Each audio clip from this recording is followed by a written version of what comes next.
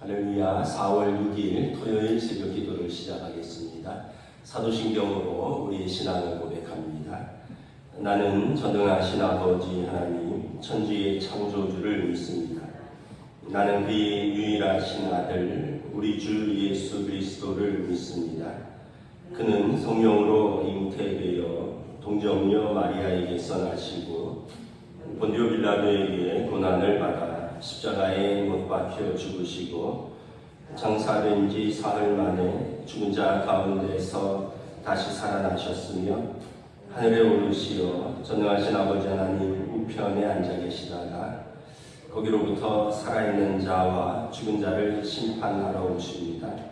나는 성령을 믿으며 거룩한 공교회와 성도의 교제와 죄를 용서받는 것과 몸의 부활과 영생을 믿습니다. 아멘. 찬송가 79장 찬양하시겠습니다. 찬송가 79장입니다.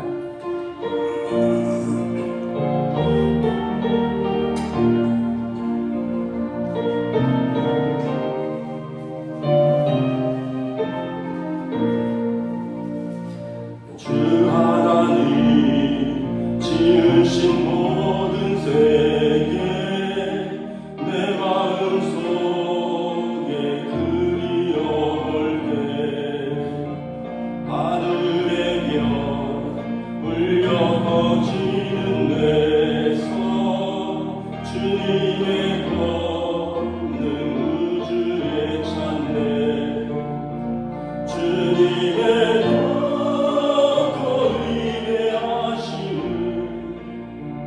내 영혼이 찬양하네.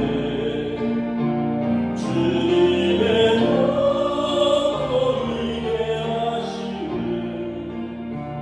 내 영혼이 찬양하네. 숲속이나 험한 산 골짜기에서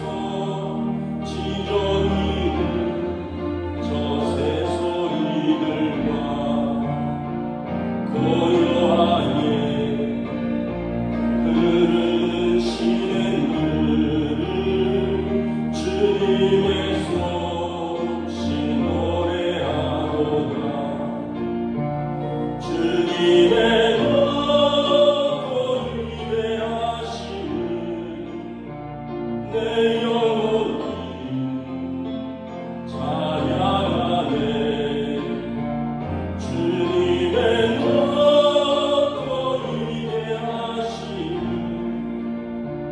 내 영혼이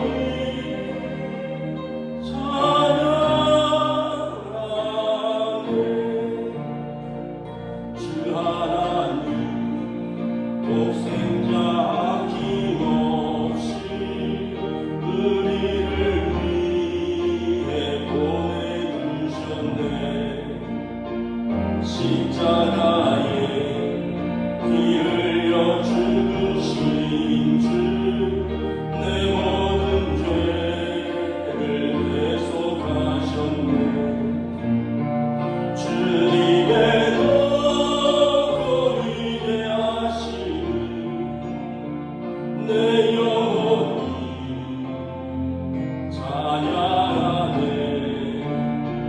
주님의 높고 위대하심을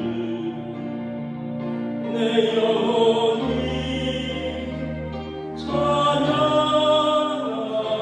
찬양하네. 내 주 예수 세상에 다시 올게 저 천국으로 나 인도하리. 나 겸손히 엎드려 경배하며 영원히 주를 찬양하리라. 주님의 높고 위대하심을 내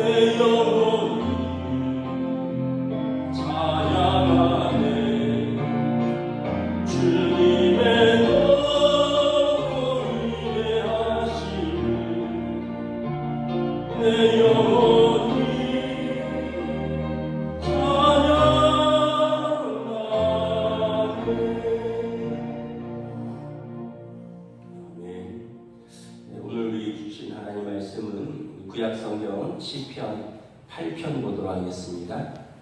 구약성경 시편 8편입니다.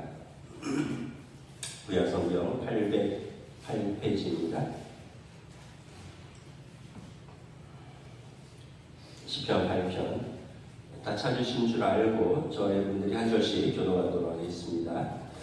여호와 우리 주여, 주의 이름이 온 땅에 어찌 그리 아름다운지요, 주의 영광이 하늘을 덮었나이다. 주의 대적으로 말미암아 어린아이들과 젖먹이들의 입으로 권능을 세우시며 이는 원수들과 보복자들을 잠잠하게 하려 하심이니라. 주의 손가락으로 만드신 주의 하늘과 주께서 베풀어 두신 달과 별들을 내가 보니 사람이 무엇이기에 주께서 그를 생각하시며 인자가 무엇이기에 주께서 그를 돌보시나이까. 그를 하나님보다 조금 못하게 하시고 영화와 존귀로 관을 씌우셨나이다.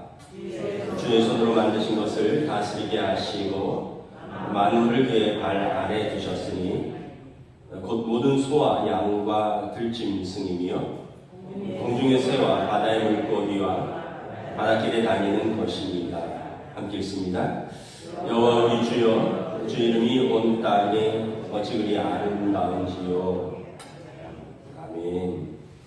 할렐루야.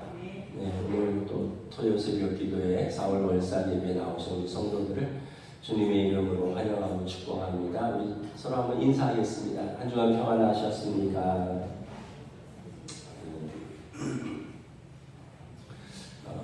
오늘 본문은 열왕기상 2장 할 차례인데요. 요즘 새벽기도 본문으로 본문 내용이 솔로몬이 왕으로 등극하고 이제 정적들을 제거하는 내용들입니다. 그래서 4월 월사 예배에 좀 성격이랑 안 맞을 것 같아서 정적들을 제거하는 것보다는 우리 시편 이 아름다운 봄에 이렇게 벚꽃이 흐드러지게 피고 아름다운 꽃들이 만발한 이 계절에 하나님의 창조와 또 은혜를 묵상하는 시편 8편을 이렇게 말씀으로 정했습니다. 이 시편 8편은 내년도 부활절 성경 암송 시편이니까 참고하시기 바랍니다. 그리고 오늘 또 우리가 교회 대청소 광고를 했는데 일단 나오신 분들로 할 수 있는 만큼 정해진 구역을 하시면 되겠습니다. 참고로 오늘 이제 청년 1, 2부 학생부가 수련회를 하기 때문에 밑에 새벽 기도하는 학생부실과 교육자실은 청년 1, 2부가 수련회 끝나고 한다고 하니까 그 자리는 그대로 악기도 설치되어 있고 하니까 그냥 건들지 마시고 그대로 놔두시고 다른 공간을 하시면 될 것 같습니다. 시편 8편은 다윗의 시라고 되어 있습니다. 시편 8편은 참 아름다운 시죠. 우리가 아는 복음성가라도 나와 있고 다윗은 참 전인적으로 건강한 사람이라고 평가를 합니다. 그는 용맹한 무사였고요. 골리앗을 무찔렀고 또 그는 시인이었고 시편의 3분의 1이 다윗이 쓴 시입니다. 음악가였습니다. 사울 왕이 악귀에 시달릴 때면 다윗 왕이 수금을 켜서 이제 악기를 연주하면 사울 왕이 안정을 되찾았다고 했습니다. 그러니까 대단한 음악 치료사였고 음악가였고 시인이었고 그리고 장군이었고 무엇보다 하나님을 예배하는 예배자였습니다. 하나님을 사랑하는 영성가였습니다. 이 시편 8편은 밤하늘을 우러러보면서 묵상한 것으로 보이는데 어쩌면 다윗의 목동 시절에 양을 치면서 했을 수도 있고요. 또 사울을 피해서 도망다니던 망명 시절에 풍찬노숙하면서 하늘을 쳐다보면서 묵상한 시일 수도 있습니다. 얼마나 아름답고 인생에 여유가 있는지 모릅니다. 우리 우리 본문 1절부터 3절 우리 저랑 여러분 다시 한번 교독하겠습니다. 여호와 우리 주여, 주의 이름이 온 땅에 어찌 그리 아름다운지요. 주의 영광이 하늘을 덮었나이다. 주의 대적으로 말미암아 우리 어린아이들과 젖먹이들의 입으로 권능을 세우시며 이는 원수들과 보복자들을 잠잠하게 하려 하시느니라. 3절 함께 있습니다. 주의 손가락으로 만드신 주의 하늘과 주께서 베풀어 두신 달과 별들을 내가 보니. 아마 다윗은 걱정으로 밤을 지새는 날이 많았을 것입니다. 물론 목동 때는 양을 지키느라고 밤하늘을 보면서 밤을 많이 지샜을 것이고, 또 사울에게 피해서 도망 다닐 때는 그 풍찬 노숙 속에서 밤하늘의 별을 보면서 잠을 이루지 못했을 것이고, 또 왕으로 재위 시절에는 국정을 걱정하면서 잠을 이루지 못하고 왕궁 옥상에서 또 하늘을 묵상했는지도 모릅니다. 1절을 보면 온 땅에 편만한 하나님의 위엄이 피부에 와 닿는 것 같고 하늘에 울려 퍼지는 찬양의 메아리가 귀에 들리는 듯하다라고 말을 합니다. 2절을 보면 과연 창조주 하나님의 행적은 어린아이와 젖먹이들까지도 찬양할 정도로 너무나 크고 뚜렷하기 때문에 하나님을 대적하던 원수들마저 주 앞에 잠잠할 수밖에 없다라고 말합니다. 3절에 다윗은 밤하늘을 바라볼 때마다 필설로는 도무지 표현할 수 없는 무한하신 하나님의 능력과 지혜와 존귀와 영광과 위엄을 보게 되고 그 앞에 압도되었다라고 말합니다. 주의 손가락으로 만드신 주의 하늘과 주께서 베풀어 두신 달과 별들을 내가 보노라니. 다윗은 정말 아무것도 없던 시절에도 하늘만 봐도 그는 하나님을 볼 수 있었고 그 하늘에서 하나님의 무한한 능력과 은혜를 보고 감사할 수 있는 영성가였습니다. 여러분, 하늘의 별 보신 적 옛날엔 많았죠. 요즘은 뭐 봐도 별이 잘 안 보이는데, 어렸을 적 저도 강원도 삼척에 살 때 이제 교회 마당에 툇마루가 이렇게 있고 뭐 포도농쿨이 이렇게 우거지고 뭐 이런 그 나무가 이렇게 마당에 마루가 있었습니다. 그러면 여름에는 이제 마당에 나와서 자기도 하고 뭐 이랬는데, 정말 밤하늘의 별을 보면 그때는 뭐 한 40-50년 전이니까 하늘의 별들이 무수히 많았고 진짜 별똥별이 떨어지는 거, 그러면서 정말 뭐 그때는 그 노래는 몰랐지만 저 별은 나의 별, 저 별은 너의 별, 아마 그러면서 각종 상상의 나래를 펼쳤던 것 같습니다. 그때 서울에는 어떤 사람들이 살고 있을까 이런 생각을 해봤어요. 왜냐하면 여름 방학 때문에 서울에서 이모들이 또 이렇게 사촌들하고 내려오는데, 서울 사람들은 뭐 피부도 뽀얗고 뭐 얼굴에 뭐도 열심히 바르고 그러더라고요. 우리는 바닷바람에 맨날 얼굴이 뻘겋게 트고 뭐 머리도 뻣뻣하고 그랬는데, 서울에서 온 사람들은 머리카락도 부들부들하고, 그래서 서울에는 어떤 사람들이 살까? 나중에 서울 와보니 별거 없더구만. 근데 시골에서는 그 밤하늘의 별을 보면서 서울에는 어떤 사람들이 살까? 또 저희는 어촌이었기 때문에 원양어선 타고 간 30여형은 지난번에 어느 나라에 갔다 왔다 했는데 지금은 또 어느 나라에 있을까? 이런 생각하면서 이제 밤하늘의 별을 보면서 그 마치 생떼쥐베리의 어린 왕자처럼 이렇게 상상의 나래를 펴고는 했었습니다. 여러분, 이제 조금 인생을 좀 낭만적으로 좀 사셔도 되지 않을까요? 맨날 현실만 보고 이렇게 답답하고 또 이렇게 복잡한 속에서 살지만 가끔 자연도 보고 하늘도 보고 별도 보고 좀 꽃도 보고 이걸 좀 즐기시면 어떨까 합니다. 다윗 왕이 그랬거든요. 그 아무것도 없던 목동 시절에 그 도망 다니던 시절에 이렇게 하늘의 별만 보면서도 이렇게 아름다운 시편 8편을 쓸 수 있는 거예요.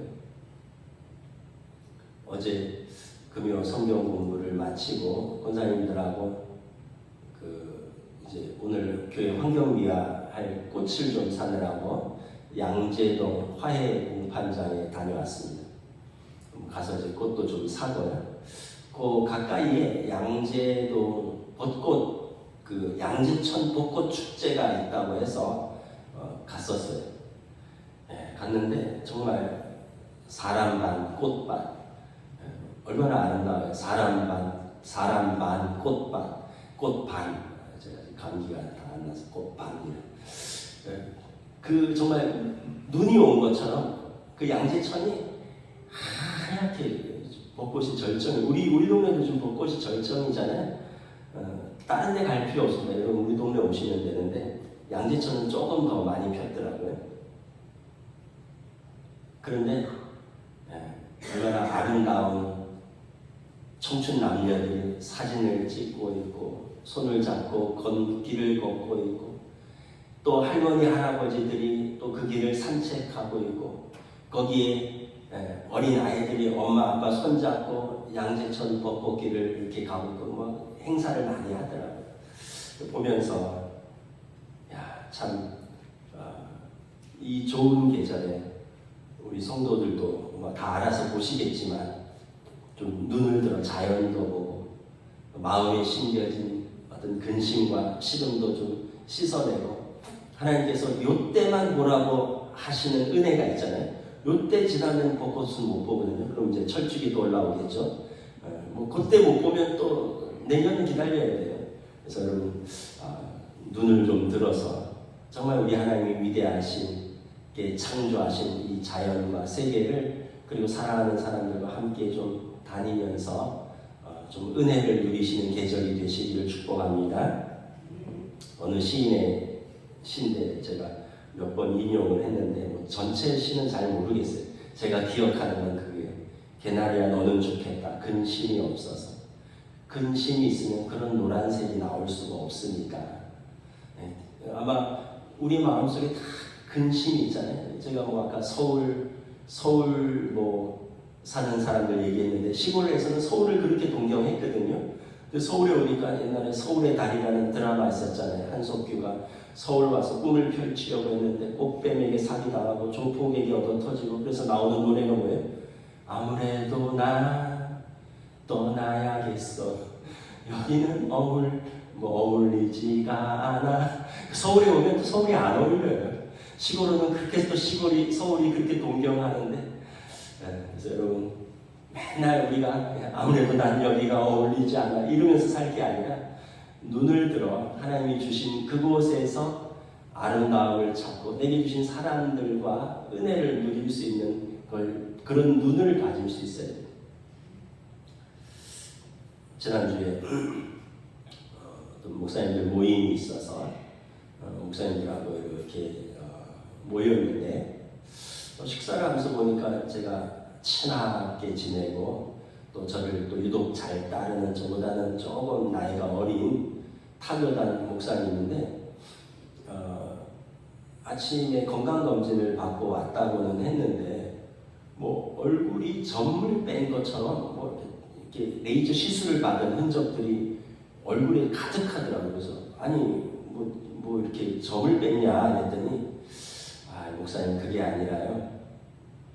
제가 좀 요즘 스트레스가 많아서 면역력이 떨어지니까 상반신하고 얼굴에 무슨 사마귀라고 했는데 무슨 사마귀가 350개가 올라왔대요. 그 저는 깜짝 놀랐어요. 태어나서 또 처음 봤고 사람이 면역력이 떨어지면 이 몸에 독소들이 막 나오나 봐요. 그래서 이 상반신하고 얼굴 쪽으로 무슨 사마귀 같은 이름은 잊어먹었는데 350개가 올라와서 그거를 다 레이저로 빼고 안 그러면 계속 번진다. 그래서 이제 다른 목사님들이 많아서 무슨 스트레스인지는 다 안 물어봤는데 나중에 이렇게 전해 들었는데 세종에서 개척교회를 하거든요. 한 7, 8년 됐어요. 그리고 한 성도들도 아이들 포함해서 한 100명 정도 모이는데 젊은 사람들이 모이는 아주 건강한 교회입니다. 최고령이 65세예요. 작년에 64세가 됐으니까. 그러니까 대부분이 다 이제 30대, 40대 목사님이 대학가에서 제자 훈련하고 전도하고 젊은 분들. 그런데 이제 미래는 있는데 현재는 어려운 거예요. 왜냐하면 젊은 분들이 헌금을 못해요. 신앙의 연륜이 쌓이지 않고 또 당장 또 젊은 분들은 또 살아야죠. 애들 키워야죠. 또 뭐 집값 내야죠. 나가야 되는 게 너무 많잖아요. 그러니까 젊은 사람들하고 아이들에서 한 100명 정도 모이는데 헌금은 못하는 거예요. 그래서 교회가 세종시 한 빌딩에 제가 보니까 가봤는데 본당, 교육관, 여러 가지 목양실, 기타 등등 식당 다 해서 한 층 한 150평, 200평 정도를 임대해서 쓰고 있는데 한 달에 월세랑 관리비 이런 게 한 1,000만 원 정도 나간대요, 한 달에. 근데 이제 이번 달에 300만 원이 부족하다는 거예요. 그러니까 매달 그러니까 막 너무 근심이 되고 기도도 하고 또 하나님 그때그때 어떻게든지 채워는 주시는데 너무 힘이 되니까 미래는 있는데 현재는 너무 고통스러운 거예요.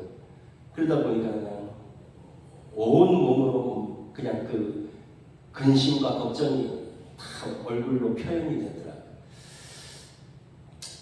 근데 이제 제가 나중에 들었는데 어느 집사님이 건축 헌금으로 그 주에 300만 원을 하셔서 그달 월세가 또 넘어갔다 이렇게 전해 들었어요. 그러니까 여러분 우리 삶에 다 염려가 있어요. 다 근심이 있어요.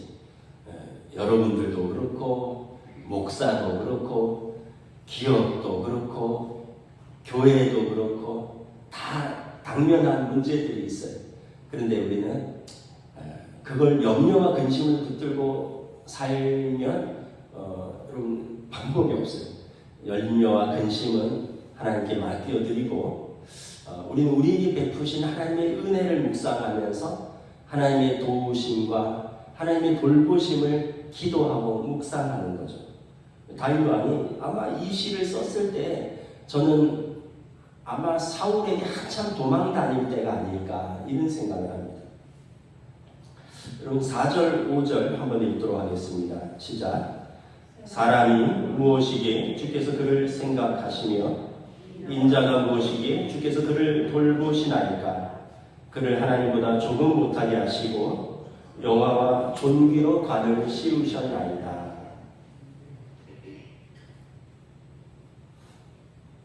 사람이 무엇이기에 주께서 인자가 무엇이기에 주께서 이렇게 저를 생각하시고 돌보시나이까. 다윗 왕은 쫓겨다닌다라고 생각하는 게 아니라 하나님의 돌보심 아래에 있다라고 생각을 하는 거예요. 여러분 시각을 이렇게 한번 바꿔보는 게 좋은 거예요. 쫓겨다닌다 하면 이게 무슨 지지기도 재수없는 팔자고 내가 그렇게 충성했구만 주인을 잘못 만나서 주군을 잘못 만나서 마누라 뺏기고 이렇게 목에 현상금이 걸리고 이게 무슨 일이고 이게 아니라 다윗은 그 와중에서도 내가 무엇이 왔냐 주께서 나를 돌보고 나를 생각하시며 나를 돌보시나이까. 그러면서 저 하늘을 다 만드신 그 하나님이 저 하늘의 별과 달을 다 만드신 하나님이 나를 이렇게 돌보시니 내가 어찌 감사하지 않을 수 있겠느냐. 5절에 그를 하나님보다 조금 못하게 하시고 그리고 영화와 존귀로 관을 씌우셨나이다. 하나님보다 조금 못하게 하시고는 하나님만큼은 안 하지만 천사들도 흠모하는 사람이라는 뜻이에요. 그럼 성경에 천사들이 어떤 모습으로 나타납니까? 성경에 보면 하나님의 심부름꾼으로 나타납니다. 아브라함에게 소돔과 고모라가 망하는 걸 알려주러 가는데 사람의 모습으로 나타났어요. 롯에게 소돔과 고모라에서 끌어내려고 하는데 그 천사들이 사람의 모습으로 나타났습니다. 마리아에게 예수님의 그 수태고지 잉태를 고지하러 천사가 나타났는데 사람의 모습으로 나타나서 이야기를 합니다. 여러분 이 천사들 또 이 마리아에게 나타난 천사는 천사장입니다. 가브리엘 기쁜 소식을 전하는 천사인데도 그들은 하나님의 심부름꾼일 뿐입니다. 하나님의 메신저예요. 이 사람들이 이 천사들이 사람을 부러워한다는 거예요. 왜요? 우리는 하나님의 아들 딸이니까. 자기들은 메신저에 불과한 거예요. 심부름꾼에 불과한 거예요. 여러분 천사가 하나님의 심부름꾼이면 하나님 자녀의 심부름꾼입니다. 여러분 만약에 뭐 옛날로 돌아와서 우리 아버지가 양반이어서 종이 있으면 내가 그 아들이면 그 종은 나에게 속한 것입니다. 천사가 인간보다 뛰어난 것 같지만 그는 하나님의 심부름꾼이고 하나님의 아들, 딸들을 부러워한다는 거예요. 그래서 성경에 보면 천사도 흠모하는 우리의 삶이라는 거예요. 천사가 인간을 부러워하는 대표적인 두 가지가 있대요. 이거는 이제 유대인들이 이제 성경 속에서 생각하는 것이고, 첫째는 자유의지가 없습니다. 천사는 순종만 해요. 하나님 말씀하시면. 인간은 불순종도 하잖아요.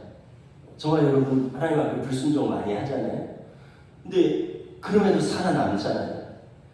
이 자유의지는 사람에게만 주신 것입니다. 천사에게는 자유의지가 없어요. 이것만 해도 여러분 천사가 사람을 부러워하는 거예요. 감히 하나님의 명령에 불순종하는데도 하나님의 자녀라니, 이게 얼마나 놀라운 특권이고 또 천사가 부러워하는 사람의 특권이냐는 거죠. 두 번째는 천사는 인간적인 활동을 못한대요. 천상의 존재이기 때문에. 인간적인 활동이 뭡니까? 먹고 마시고 사랑하고 이런 겁니다. 여러분 이게 얼마나 큰 은혜인지를 몰라요. 먹고 마시고 사랑하고. 제가 좀 요즘 감기가 걸려서 지금도 식은땀이 좀 나는데 요즘 입맛이 좀 떨어지니까 참 뭘 먹어도 맛을 잘 모르겠더라고요. 근데 제가 입맛이 되게 좋은 사람이거든요. 평소에 되게 잘 먹는 사람이에요. 근데 감기만 들어도 오렌지 주스는 목에서 쏘고 우유는 먹으면 이 가래와 코랑 연결돼서 별로 안 좋고 뭐 걸리는 게 되게 많아요. 그래서 먹지 말아야 될 것도 많고 카페인은 더더욱 또 안 되고 먹어도 잘 소화도 안 되고. 그런데 여러분 천사는 그것도 못 먹는다는 거예요. 이거는 그 유대인들의 천사학에 나오는 겁니다. 천사들은 먹고 마시고 사랑하지 못한. 어제 양재천에 갔는데 여러분 선남 선녀들이 그 꽃을 배경으로 서로 사진을 찍어주고 있어요. 제가 보니까 얼굴에 그냥 도파민이 줄줄줄줄 흐르고 있어요. 얼마나 좋을까. 그러면서 우리 아이들도 양재천에 한번 가보라 그래야겠다 이런 생각이 들었어요. 여러분 사랑하는 사람과 여러분들 다 옛날에 그런 시절이 있었잖아요. 지금 다 잊어버리셨죠? 우리 권사님들, 집사님들 옛날에 다 그런 시절 있었지 않았나요? 여러분 이건 천사도 흠모하는 인간만의 활동입니다. 먹고 마시고 사랑하고 그리고 우리에게 자유의지를 주셨어요. 그래서 천사도 인간을 흠모한다 했어요. 그래서 오늘 시편 기자는 다윗은 하나님보다 조금 못하게 우리를 창조하셨다. 그런데 자기 자신은 이렇게 보면 너무나 미약하고 한계가 분명한 사람에 불과합니다. 근데 하나님께서 저 하늘과 달과 별들을 만드신 그 무한하신 하나님이 나를 이렇게 생각하시고 나를 이렇게 돌보시니 내가 너무 은혜가 크다는 거예요. 또 하나님께서 우리에게 모든 걸 다 주셨대요. 6절, 7절, 8절 우리 함께 있습니다. 주의 손으로 만드신 것을 다스리게 하시고 만물을 그의 발 아래 두셨으니 곧 모든 소와 양과 들짐승이며 공중의 새와 바다의 물고기와 바닷길에 다니는 것입니다. 이 보면 하나님이 손으로 만드신 모든 것을 또 우리에게 주셨습니다. 7절에 육축들, 8절에 공중의 새, 바다의 물고기, 모든 생물들을 다 우리에게 주셨어요. 창세기 보면 이것을 다 우리의 먹거리로 주셨습니다. 먹으라는 거예요. 또 우리로 하여금 이걸 관리하라는 거예요. 여러분 우리가 사자 한 마리와 사람 한 명이 싸우면 사자 못 이기는 거 아시죠? 왜냐하면 사자는 우리가 어떻게 이길 수 있겠습니까? 근데 사자 1000마리와 인간 100명이 싸우면 인간이 이기는 거 아시죠? 우리는 협동하고요, 도구를 사용하기 때문에 그렇습니다. 우리 한 사람은 굉장히 미약합니다. 그런데 이 사람들이 모이면 온 피조물을 다스릴 수 있는 힘을 우리에게 주셨습니다. 제가 그 영상을 봤는데 악어가 이제 사람을 잡아먹는 악어가 있어갖고 그 악어를 동네 사람들이 잡는 거예요. 남자 청년 3명이서 길이가 한 4, 5m 되는 악어를 잡는데 먹이로 유인을 해서 늪가에서 악어가 올라오니까 쇠사슬 그 철사 올가미로 목을 꽉 쥐인 다음에 그다음에 딱 뒤집은 다음에 사람들이 그 팔 다리를 줄로 꽁꽁꽁꽁 묶어버려요. 이 4m 악어가 청년 2-3명에 의해서 완벽하게 제압당하더라고요.